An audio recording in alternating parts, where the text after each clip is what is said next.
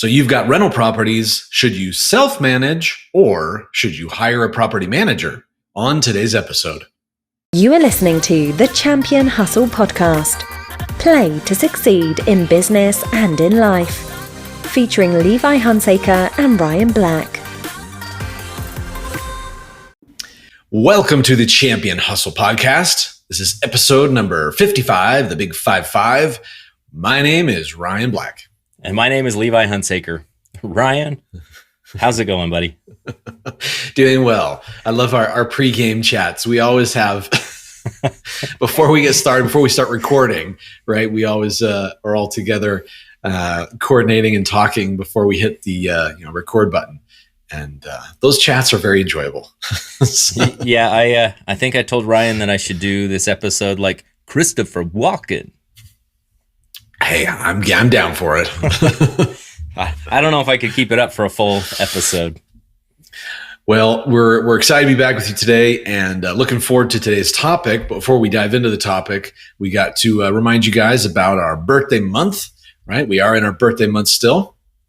Yes. And so happy birthday to us. Which means free merch for you. So once again, to get entered in the raffle for some free merch, all you got to do is make a posting on the social media platform of your choice, just saying, hey, why you enjoy the podcast and what benefit it's brought for you in business and life. So just kind of a little posting on that, and make sure that you tag us, either tag the show itself or tag one of us personally. So that'd be at Champion Hustle or at Ryan Black REI or at Levi Hunsaker REI. Simply tag one of those so we can make sure that we see you. And for every posting that you make, you could do it on several different social channels or multiple on the same. It's up to you. That will be one entry into the raffle. And then for every 5 people that you tag in the comments, let's say you got 5 buddies who are also entrepreneurs, you say, hey, these guys need to see this. Simply tag their names in the comments.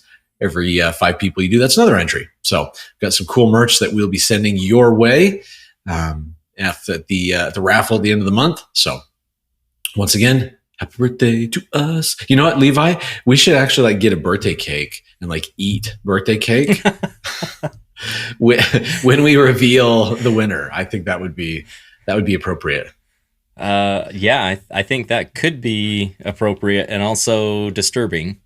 So let's do it. Just gobble. Or we bring our kids on the show and, here guys, free cake. Then they would go crazy. Yeah. They'd have them bouncing off the walls. I like it. Ship it. Yes.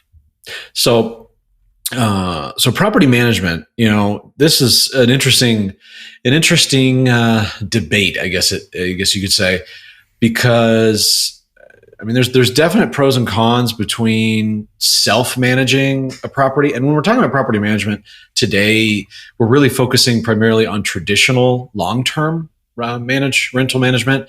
Short-term, if you're talking, short-term rentals, there are different intricacies involved with that. So we're going to just kind of focus on the traditional long-term rentals. Yeah, but we could have this same discussion in a short-term rental management space. Yes. Future possibly episode. Another episode. Yeah. So, as we're looking at this, everybody looks at rentals as the passive income dream, right? Yeah. You just collect mailbox money and just have this passive income, and you don't have to do anything. You can go on vacation forever, and it just pays your bills and pays your lifestyle. And we're going to burst your bubble a little bit today, because we're going to say that's a load of crap. 100% passive income is a myth. What do I mean by that, Ryan?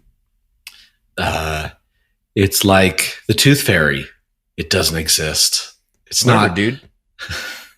The tooth fairy's real. Okay.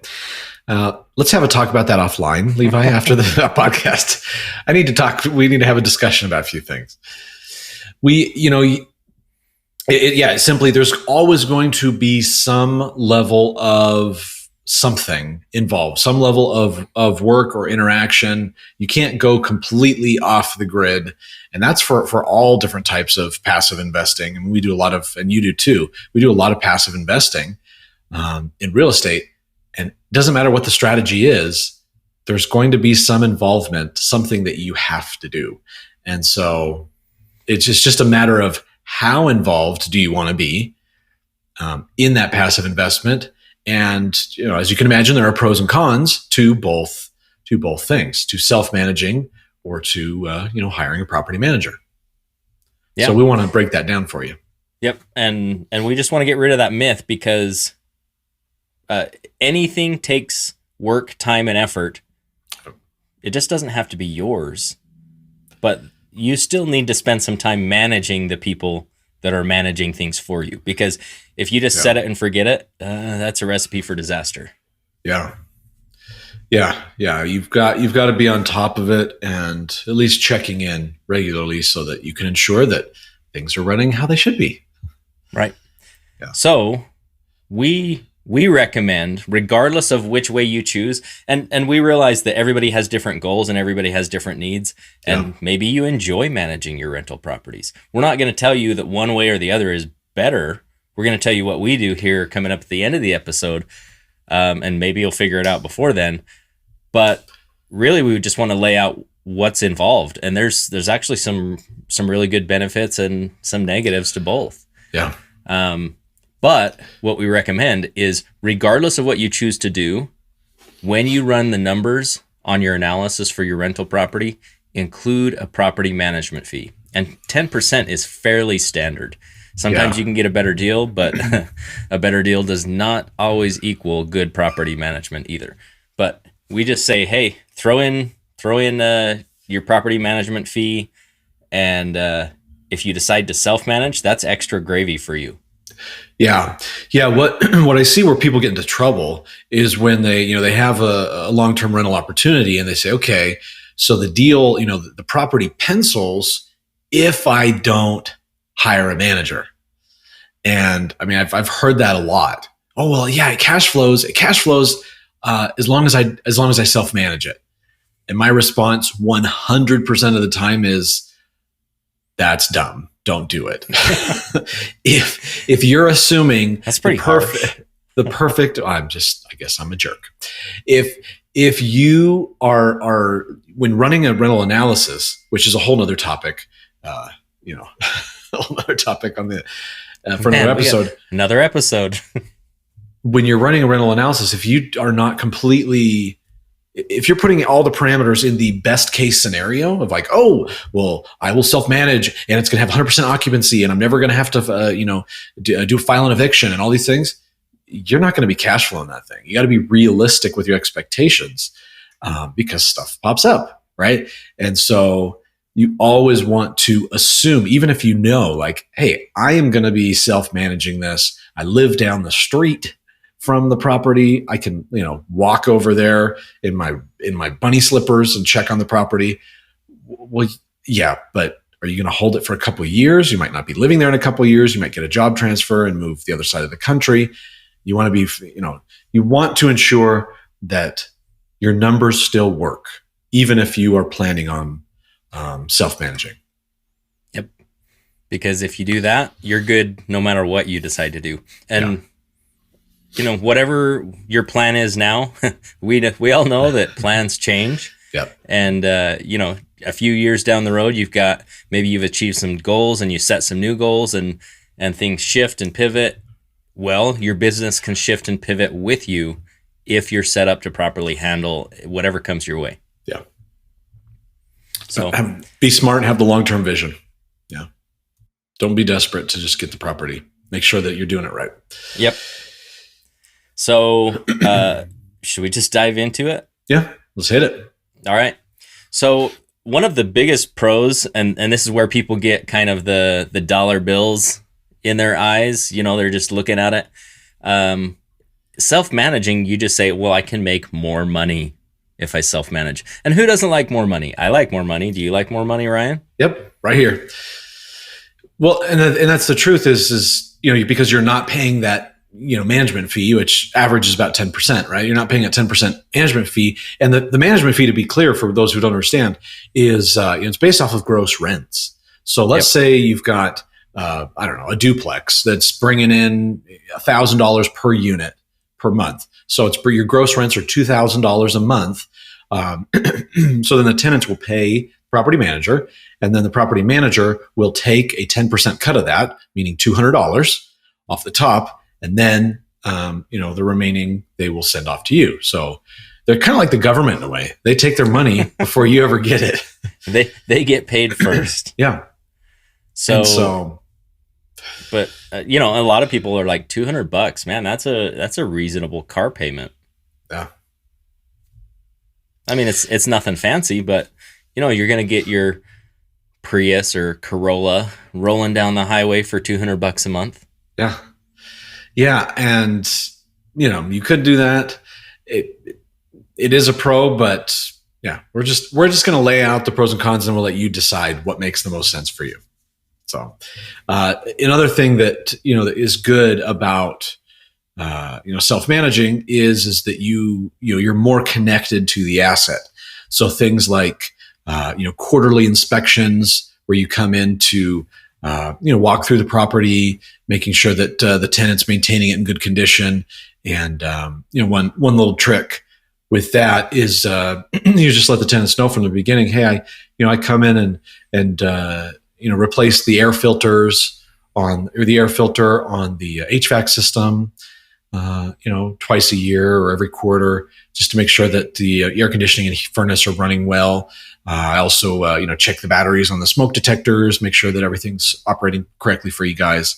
So there's little things like that you can do as a self-manager that gives you an excuse to walk through the property and see the condition and make sure.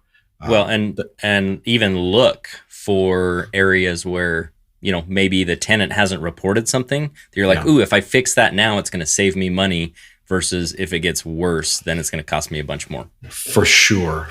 Yeah. So that can be a benefit too. Yep. This is a big one for a lot of people, is that you get to be 100% in control. Now that can be a good thing and a bad thing, depending on your, I guess, personality. Are you a little bit of a pushover? Are you maybe sometimes too nice? Or are you willing to stick to the contract and lay out the terms and enforce the rules that have been agreed upon by everybody?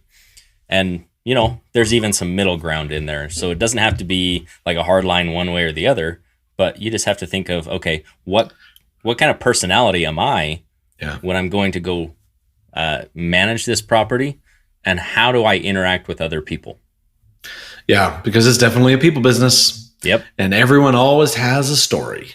So do you want to be hearing those stories and dealing with those stories? Is your personality type the type that can handle that well in a diplomatic manner or not so much? So Ryan, you say story, I say excuse, because probably 80 to 90% of it is an excuse, not a story. Yeah. Well, it's a story in their head. Well, sure. This is why this happened. Well, that's great. Good for you. So it depends. Yeah. Do you want to be told those excuses directly, or do you just want to have those excuses relayed to you by your property manager? Do you want them to run interference for you? Or never even tell you about them at all and solve the problem anyway? Yeah. Oh, we could have a lot of story times on this episode. I'm going to tell you that. Yep. Another benefit is, when it comes to property management, self-managing, a lot of times people think, well, shoot, I don't, really know what to do. I don't know how to do the contracts. I don't know how to, collect payments and things like that. The good news is there are a lot of different property management softwares out there that are, most of them are fairly reasonably priced. Some of them you just pay a flat fee per month. Some of them you pay per door per month. And it's, if you're paying per door, you're probably about $5 a door a month. If it's a flat fee, if you have a lot of units, maybe you're looking at, $20 or $30 or $40 a month for the software. But that allows you to, the good ones allow you to perform all your background checks, to receive applications, to actually market the property, and publish out, the photos and the description out to, a variety of different rental sites, so that people who are looking for properties see your property on the site, and they can, click and call you or submit an application right then and there. It allows you to do an online rent collection as well, so that people can, connect their bank account and do, an automatic transfer or electronic transfers of the rent every month. Keeps a nice clear paper trail. You can even do service requests or repair requests because, so that way you have a tenant who, hey, the water heater's not working. They can submit that online and it's all tracked.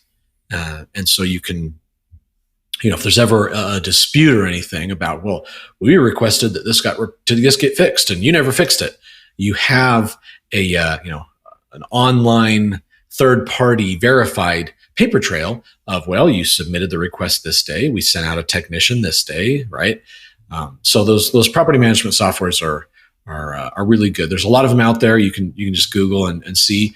One that I personally have used in the past. It's called Avail, Avail, and I have enjoyed it. It worked well. Once again, there's lots of different ones. They all have different features. So feel free to, scope out the different ones and see what one kind of meets your fancy. But there are some really good options out there if you want to self-manage. Yep. Do your research on that. And another great option, and we'll just throw this kind of extra nugget in there, is if you can accept credit card payments for rent, you are more likely to get paid. Because if the money's not in the bank account, you're not getting paid. But a lot of people will just pay it on a credit card, and then when the money comes in, a week or a few days later, they'll pay the card. And but you get paid by doing that, and you have to give up a little bit to the credit card companies. Okay, cool, but you have the money in your bank account, and you're not dealing with the headaches. So you just have to decide what problems you want to deal with, and you get to decide. You're 100% in control.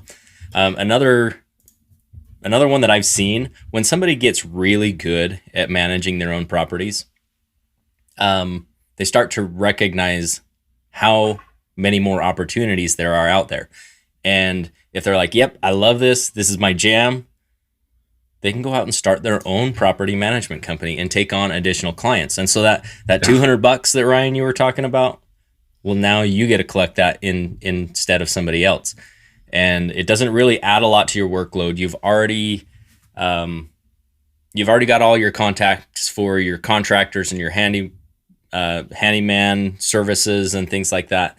So you have all this stuff in place for your own properties, and you just basically put those resources to work, and eventually you can even bring people on staff so that you can consistently respond to requests, which just makes your business all that much better.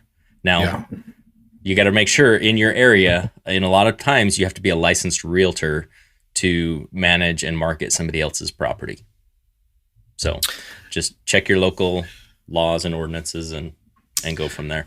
Yeah, that's important. Another thing that is can vary by jurisdiction is what type of additional training or certification programs are available. Mm-hmm. For example, in Utah, we have something that's called the Good Landlord Program.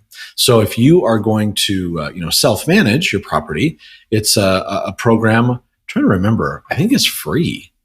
Or if there was free. It's free. Isn't it's it? Like an online course that you take. I took it a long time ago, so I can't remember. I took it too. But it's it's a great little course. Well, actually, even if you're not wanting to to self-manage, if you're working with a property manager, it's simply good to understand a little bit. So programs like that, the Good Landlord Program, if your state has something like that. I know here in Utah, in certain cities they either require it, or if other cities, if you have graduated, right, you just take the little online course and they give you access to additional resources and tools and things that will help you running your rental. But they'll actually give you a discount when you're registering for your rental license, because they say, for example, Ogden does that. I know that they give you a discount because you took the time to go through and this little course and learn how to be a good landlord, how to do things right and fair and honest. So they give you a discount. So that's another good little tidbit is, look and see. If you're not sure, you just, call around or look around online and see where you're having your rentals. Is there a Good Landlord Program available? And if so, how do you get involved with it? Yep. So let's talk about some cons of self-managing. The first one and the easiest one is you have to be in the area. If you're going to self-manage something, you got to be in that area. And that's really hard if you want to, for example, go on a vacation. Yeah. What happens if one of your tenants has a big problem and you're not around to handle it easily? Yeah, you got to be local. Also, if you're in a situation where you have an eviction that you have to do, in most cases, unless you already have those relationships, with eviction attorneys, a lot of people who self-manage try to do the eviction themselves. And I think the reason why is because they're trying to be frugal. Just like they're trying to be frugal and say, I want to save some money on my management. They say, well, I'm going to save money on the eviction. I'm going to do it myself. I'm not going to hire an attorney to do the eviction. And then it ends up not working. You end up losing more time. The tenant squats in your property, especially if they're a professional tenant. They will take advantage of the situation, and because you don't understand the disclosure laws, notification laws, and all those things that must be followed as far as entering into the property, giving the the pay or vacate notice. Every state is different, but there's all these regulations as far as how much notice must be given, where it must be published. It must be placed on the door. Or via certified mail. There's every place has different rules. You got to understand those laws. Otherwise, even if somebody, especially in a tenant-friendly states, Utah's a landlord-friendly state, and still there's a lot of rules. But if you are investing in a tenant-friendly state and you don't get that exactly right down to the day, your tenant can go. You take them to court to get them evicted. The judge will throw it out.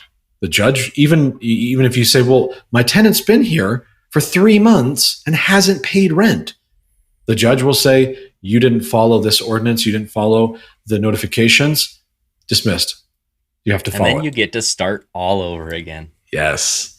And that means you have somebody living for free in your property that does the happy dance, and you're looking at them in court saying, I want to punch you in the face because you are gaming the system and stealing money from me.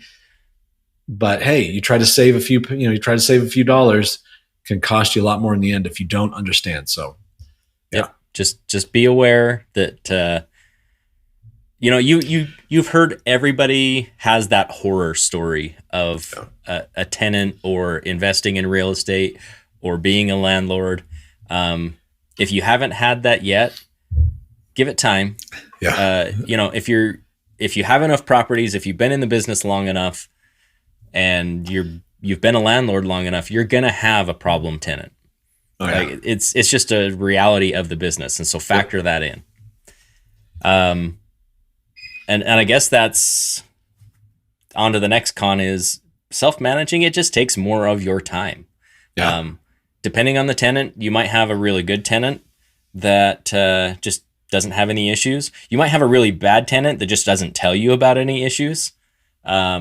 Or you might just have that problem tenant that wants everything to be just perfect and is calling you constantly. And you have to handle those. You don't necessarily have to fix everything that they want fixed, but you do have to spend the time handling the tenant. Yeah. Yeah. And that's, that can be challenging. And sometimes, you think they're one thing and then they turn out to be something completely different. So that could be an issue. Another con would be, and funny enough, this is also a pro, but it's a con, is you're more connected to the asset, right? If you're more connected to the asset, maybe you don't want to be. Maybe you don't want to be dealing with, maybe you do. Maybe you like being hands-on. But for example, we had a property, story time. Can't get away without one of these. This is a good one. Where I don't think I've shared this one on the podcast yet. So just imagine if I were self-managing this property. With this property, we were it was professionally managed. Got a call from the manager. Hey Ryan, Did you see the photos I just sent you? No, I haven't. Let me pull those up. Oh my goodness, what is this? Yeah, in the basement of the fourplex, there's 2 feet of sewage in the basement. Blech. Excuse me? Come again? 2 inches? No, 2 feet. What? 24 inches.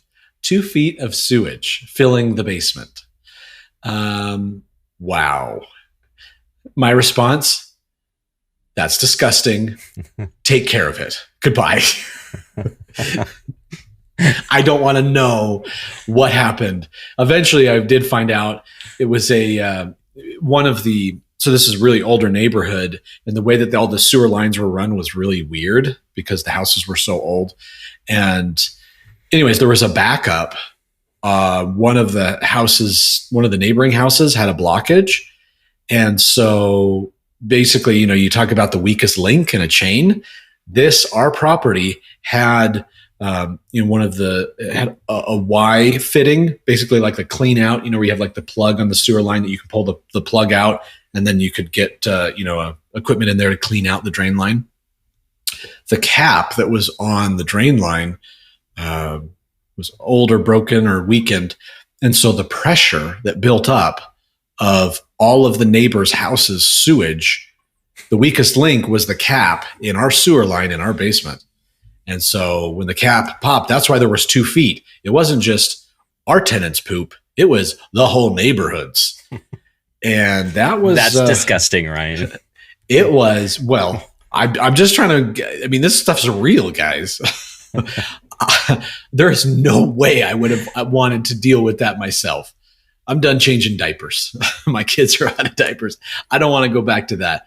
And that is, that's a good example of like, those are the types of situations where, and so he had, a manager, he had people that could handle those types of situations. He got it cleaned up, got it sterilized, got it rectified, the problem solved. But boy, it's an interesting choice of words. Rectified. Yes. Got it rectified. Yeah. And a problem like that is a prime example of why you would need to be available 24/7. And to me, I don't want to get a call at 2:00 in the morning that a sewer line backed up and there's 2 feet of standing sewage sitting in my basement of one of my rental properties. That's disgusting. Well, and do you know why, actually how they knew that it had happened? The reason the tenant called or, texted or whatever, contacted the manager and said, hey, our water heater stopped working. We're not getting any hot water. And so he thought, I bet the pilot light went out or something. So he went over to the property to reignite the water heater for him, because the basement in this property, the basement, the tenants did not have access to it. It was behind a locked door because there was just mechanical equipment down there and some storage. And so when the manager arrived to relight the pilot on the water heater, did he find a surprise? Surprise. Yeah. That's not my idea of a fun surprise. No. So, no. All right. I think we beat this to death, right? Yes. So the pros and cons of self-managing, just choose your own adventure. Yes. And, but let's talk about property managers. What are some of the cons of having a property manager? Well, the biggest one is, it's more expensive. You're going to have that management fee month in and month out. And, a pro tip is really, when you are vetting and looking at different property managers, get a full readout, a full listing of their fee schedule, because they're not the same. In my former life, as a film producer, I'm not going to say their name because of what I'm going to say next. There are some very, very large national chains, property management chains. And we actually had, I think they might be the biggest. If not, they're one of the biggest property management chains. That was a client of ours. And so we actually produced a bunch of content for them, training and such content. And it was really interesting, even though I wasn't involved in real estate at the time. it was interesting to hear, because we filmed and produced all these videos where they were training their people how to upsell and upcharge their owners, property owners, for like everything. And so the fees are not the same. Every different one is, every different property management company, whether it's a little local outfit or a franchise or part of a national chain, you're going to have different fee schedules. Some of them charge, tenant fees, and some of them charge to replace the locks and replacement fees, vacancy fees. The list goes on. And so you want to make sure you understand what are their fees, not just their monthly management fee, but what are all the ancillary fees that they're going to charge. And once again, you can negotiate those. You can negotiate them. Yep. You want to be aware, negotiable, so that you can do apples to apples comparisons. Yeah. Another huge one. A lot of people say, well, if I just hire a property manager, I'm going to be scot-free. Like, I don't have to worry about all the tenant laws and discrimination lawsuits and all that kind of stuff. Nope, that is not true at all. If your property manager in your behalf discriminates against a tenant, you can still be held liable. You could be part of a lawsuit that you didn't even realize was an issue. So you want to make sure that your property manager has good systems in place for handling like vetting of tenants and that kind of stuff, because you're still on the hook. Oh yeah, absolutely. Well, and another, the important consideration is when you think of, the property manager, well, they work for me. They're on my, they're in my corner. They're on my side. They have fiduciary duties to you and to your tenant. So they're kind of playing both teams at the same time. They want to make everybody play nice together in the sandbox. So obviously they want to keep you happy as the owner, but they've also got to keep the tenants happy too. And so while they are there to serve your interests, you got to realize they're also representing and serving the interest of the tenant too. So it's kind of, you might think that's a conflict of interest. I guess it isn't, but it's interesting. It is a conflict of interest. Let's just be real about it. But it's the reality is they're in the middle. Yeah. For example, I have a contract with my property manager, and they also have a contract with the tenants, right? Yes. The property manager and the tenants have a contract. The tenants don't have a contract with me. Correct. Right? That's the lease. So basically, the property manager contracts with me to be able to lease the property to somebody else. And honestly, in my experience, property managers are more tenant focused than landlord focused. I don't know if you've seen that same thing. They want to keep their landlords happy and what they negotiated, but at the end of the day, they have to keep their tenants happy if they want to keep making money. Because in a lot of cases, landlords aren't getting paid if the rent isn't getting paid. And if you have a landlord that's going to charge you when there's no tenant, find a different property manager, not a landlord, property manager. Because and I'm glad you brought that up, because there are property managers who will say, oh yeah, we charge a $50 a month or $20 a month, a vacancy fee. It's like, wait, hold on. So if you do a poor job at the only thing that you're supposed to do, which is keep this property in good condition and keep a tenant in here that's paying on a monthly basis, I still have to pay you money because you suck at your job? No. Goodbye. I'm going to find another property manager. You do not want to do that, which kind of leads into our next point, which is it's really important that you vet your property manager and find a good one. If luckily when we got started with rentals, because of the community of real estate investors that we're involved with, it was as simple as asking around, hey, who are you using? Who's your manager? Who's your manager? Who's your manager? Do you like them? And I got several recommendations from different buddies in the group that was like, okay, these are sound like good people. Made a few phone calls. I interviewed, just like you would interview a realtor or interview anybody else that's on your team and on your real estate investing team. Interviewed them and found one that I thought, okay, this guy's the guy. He's sharp. He's got it. I like his style, and started working with him. So you got to vet him. Yep. And your vetting doesn't stop once you hire somebody. Yeah. It's a continual vetting process. Like, you have to continually manage your property manager.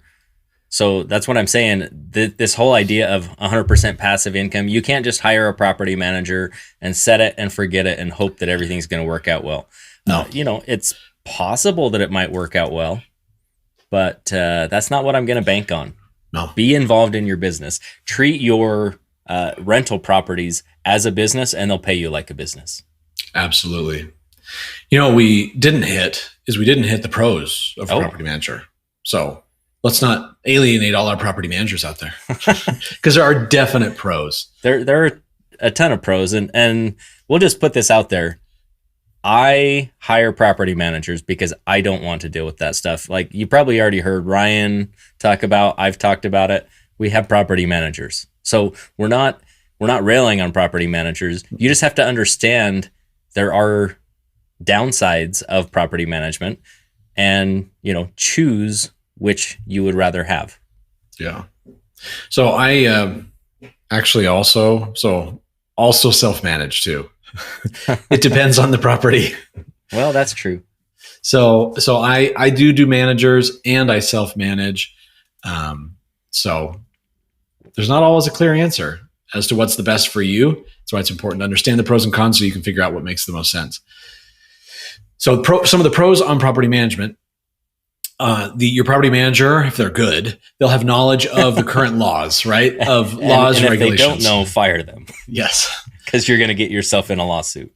Yeah, because there are, laws are always changing. And so you have somebody who is into that. They're up to date on what the laws and regulations are, so that you can actually, make sure that you're protected from any issues that may arise.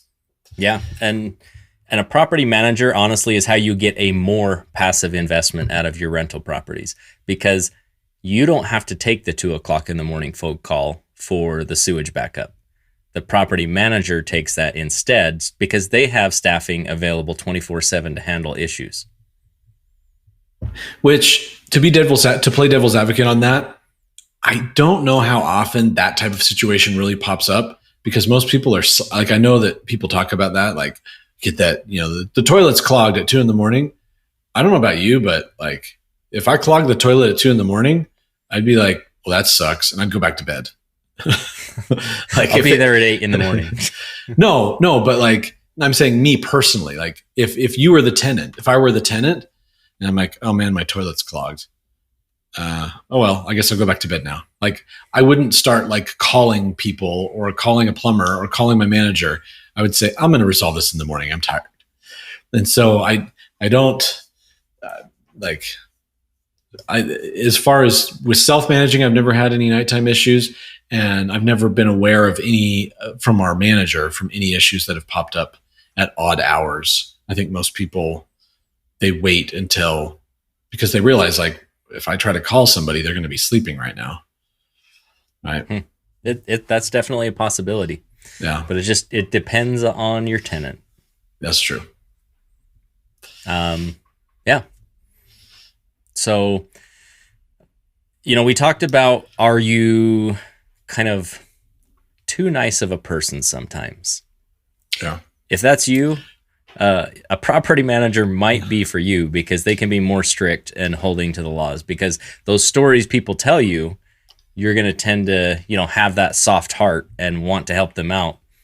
But you're also running a business, not a charity. Yeah. Unless you're running a charity with your rental properties, then by all means, go for it. Yeah. And man, I know this episode is running a little longer than usual, but this is just, there's so many important points here. There's the letter of the law and the spirit of the law, whether you are self-managing or working with a property manager. And that's one of the things that on one of our properties, in working with the manager, we had, how can I say this? There were high-risk tenants. So we specifically filled the building with high-risk tenants, people who had prior evictions, people who really couldn't qualify anywhere else because they didn't have the income requirement, or they had felony. They just got out of prison. We're talking folks that basically couldn't find anywhere else to stay, we opened our doors for them so that they had a place to stay. Now, because of that, we were very strict. Going back to being strict, I mean, we required, rather than the normal, security deposit, I don't remember the exact amount, but whatever the normal deposit was on that unit, we charged like double or even triple the security deposit. And that was for a reason, because we wanted to ensure that if there was an issue, not only would we have enough money to cover paying the attorney to evict them, but we'd also come out ahead. And so there, at the same time, there were some tenants that we had in that building where, they would be late and, hey, I'm not, this came up, we're not going to get paid. We're not going to get our paycheck until this day, so we can't get you paid until that day. So our manager would just call me and say, hey, this is the story they're telling me. What do you want to do? And I would say, well, do you believe them? And some of them he'd say, nope, I don't.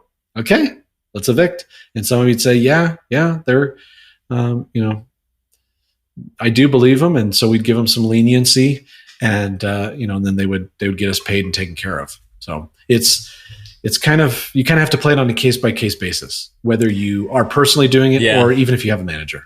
And I'm not advocating to be that like super strict, unfeeling landlord. Like that's not what I'm advocating for, but it's that case where it's, do you believe them? That story that you're going to get told, some of them are going to be true and some of them they're going to be not so true or just embellished. I mean, you just have to exercise a little bit of judgment and be like, okay, how much leniency am I willing to give in this specific case? Yeah. And it's not a one size fits all answer. Mm-mm. So. And that's where having that really good manager comes in, of being able to have a sounding board and say, look, this is my threshold. I'll give them this many days. And if they don't come up with it, post the pay or vacate and let's get them out of there. Because it's your business. They are taking food off of your table because they're not paying rent. So there is a kind of a balance between being Scrooge McDuck and in being like Mother Teresa. Like there's a balance in there somewhere. Those are quite wide ranges in the spectrum there. But this is why a property manager can be very helpful, because exactly like you talked about, you ask that question, well, do you believe their story? Yeah. Because property managers see everything. Oh yeah. They have been in the business a long time. They have an eye for what we call quote unquote professional tenants. Yes. Now, what does that mean? It's somebody who knows the loopholes and knows how to kind of wiggle around. And they're basically trying to get free stuff, whether that means they're going to take your appliances and run off with them, or they're just trying to get free rent. Like these people we consider to be professional tenants that basically get paid to be tenants because they're stealing free rent. Well, and so this I've got a nugget for you guys, and this may be one of the, if not the most important thing that we tell on today's podcast. If you are considering self-managing, or even if you have a property manager, states, eviction registries do not report across state lines. So if you have a professional tenant, and I am speaking from experience here, we have had professional tenants. In fact, we had a professional tenant that we just collected, that we evicted like 3 years ago. And I just got a check from the attorney because they filed a judgment against these guys. And so I just made like $500 off this judgment that I just like, oh, okay, cool. We evicted them 3 years ago. But the important thing is the eviction. If somebody's evicted in another state, so if they're kind of, moving around and playing their game in different areas, and then you run a background check, you run background checks on them within the state, you'll not see any eviction records. They'll look clean. And so you must, if you want to truly protect yourself, you got to run a 50 state eviction check. Now, is it going to cost a little more money? Yes. It's up to you whether you choose to do it. Speaking from my experience, it's worth its weight in gold, because if you don't check and there's systems, that will do that for you, that will run an eviction check in all 50 states, because they could have, we just moved here. Oh, cool. And then you look and see, and they've been evicted over the last 5 years in 3 different states. That'll be a hard pass. Yeah. There's another place, I think my buddy Levi has this really nice rental property on the street. In fact, I think you should rent with him, not from me. And my property manager will say no, because they run that 50 state eviction. Yeah. So that's so important. But background checks in general, criminal check and, credit verification and all that stuff. But the 50 state eviction is something that less experienced investors or less experienced property managers miss. And man, that can really bite you if you miss it. Yeah. And I mean, that goes into screening and vetting of tenants, because, one negative thing, a lot like you've said, maybe they have bad credit due to any number of things, medical, anything like that. But it's the whole picture, right? So property managers, they get really good at understanding the whole picture and making recommendations based on the whole picture. And so they know how to screen out the tenants that are going to be more problematic. So yeah, they can read between the lines, as it were, right? They can. And another important thing is in tenant screening is employment verification. Yeah. Right? Oh, well, they say they work at this place. Really? And you might be like, well, that feels weird that I am calling to verify employment. No, it's very simple. Make the phone call. I'm a landlord and I'm calling to verify employment for a rental application for this individual, right? It's quite simple, because if they're lying about basic stuff like that, once again, that'll be a hard pass. What else are they lying about? Yeah.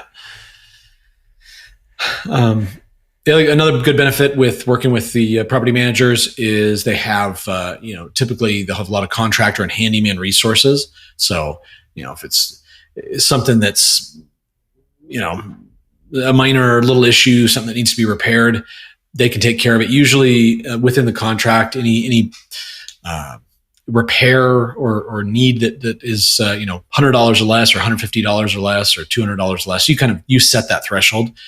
They don't even tell you. They have pre-authorization, right? So it's like, oh, well, the faucet on the sink in the bathroom is leaking and it needs a new seal, or it just needs to be replaced because it's damaged. You're $50 for the faucet at Home Depot, and then maybe another $50 for the plumber to install it. So $100, they're not even going to tell you. They're just going to go do it because, it needs to be fixed. Let's just get it fixed. So having access to all those things and being able to address those needs quickly and not hassle you for every little detail. You'll see it on your monthly statement afterwards. Oh, okay. Looks like there was a charge here. Unit number 5, repair faucet, bathroom faucet. All right, whatever. It's part of doing business. Yep. And a lot with that, if you're not available, they have people available to take care of this stuff for you. So if there's an issue that comes up, it just gets handled. You don't have to do anything about it. Whether it's because it's below a threshold and you said, don't bother me with that, or you're just, out on vacation in Hawaii, enjoying time with your family, and something comes up that they just handle and take care of, and you get to just keep that time and enjoy that time with your family. Absolutely. Which, definitely, if you want to keep real estate, passive real estate investing, rentals as more of a side hustle versus, your main thing, working with a manager, relaxing on the beach or hiking through the mountains, whatever it is that you're into, it makes it a lot easier to get that. And even if you've got that day job that, you can't take a phone call in the middle of the day, have somebody else that's going to take that phone call for you. Yeah. Yep. So, and it's nice if there is a situation where you have to do an eviction, the property managers, they have experience with that. They know the rules, the laws, they have contacts with the attorneys. Bit. Yeah. They know what needs to be done. And that's actually a good question. When you interview your property manager or property managers to try to find the right one for you, is ask them, How long have you been? So here's a few quick bonuses. How long have you been managing? How many units do you have under management? Because if they have too many, they're going to do a poor job. If they don't have enough, why do you only have that many? Are you personally invested in real estate? Do you personally own rentals, right? What is your vacancy rate on the units that are under your management? What is your eviction rate of the units you have under management? What is your average lease term, or what is your renewal rate for the tenants, for the properties you have under management? And that's a good start of some questions to be able to vet, in addition to what is your full fee schedule, right? All that good stuff, to be able to see, is this somebody who is going to be a good option for me and my property? Well, and a few other questions, do you take pictures during your walkthroughs? Yeah. You want that. How often do you do walkthroughs? What is your screening process for tenants? What does your application process look like? Right. So you're just trying to understand the process to make sure that they are going to serve your interests as well. Let's say hypothetically the basement were filled with 2 feet of sewage. How would you handle that situation? Just kidding. Don't ask him that question. I actually think it would be a hilarious question to ask. Do it. No. So, all right. So that's a ton of content. Hopefully that helped you make your decision on what you want to do. Maybe you're self-managing, or maybe you have a property manager and that changed your opinion on what you want to do. It's all good, because you get to decide what works for you. Exactly. So we, I guess today's episode, this is probably our longest, or one of our longest episodes. There's so many little nuggets and pieces of information. I want to make sure we're good to keep going 4 more hours, I think. Yeah. Yeah. That's rock and roll. So we congratulate you for sticking it out with us on this longer episode, and make those rental properties, make them shine, make them perform, and do whatever makes the most sense for you, so that you can make the money. Like Levi said, he prefers property managers. I've done both. Depending on the situation, the property, and the circumstances. So figure out what makes the most sense for you. And once again, happy birthday to us. Happy birthday to us. Make those posts, and championhustle.com is the place you can find links for all of the show on all the different platforms. And next week. Next week. Oh, next week. It's going to be a good one. I'm excited for this one. Incredible. Very, very unique. We talk about business, mindset, real estate. And next week, we are going to talk about how to rock your business without destroying your marriage or your relationship with your significant other. And we're going to have a special guest, a very special person, come on and take us through that process, who has a lot of experience in this area, working with executives, business professionals, entrepreneurs, and your eyes are going to be opened, and you're going to learn a lot. So we are super excited. It's going to be good. Super excited. We'll see you next week with him for that episode. And until then, take care. Have a great week, everyone. Have a great week, everybody. See ya. Thank you for joining us on this episode of the Champion Hustle podcast. For more great content and to join our online community, visit us at championhustle.com.